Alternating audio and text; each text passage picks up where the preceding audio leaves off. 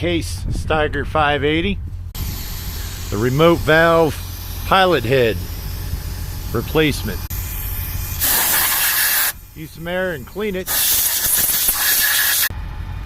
This is the valve, this is the head, by the way. That's the new one.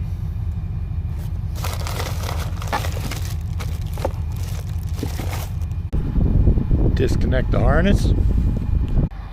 A 6mm long Allen helps. Remove the Allens. Remove the head.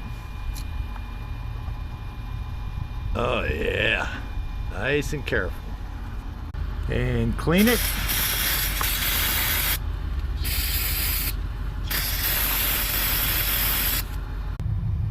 Compare new to old.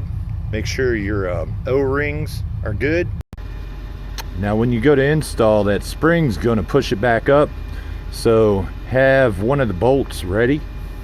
You want to align everything, and when you push it down, then bolt it in place.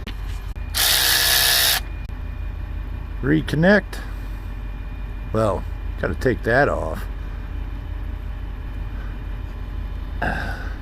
Now you're going to have EST, which is Case's proprietary software.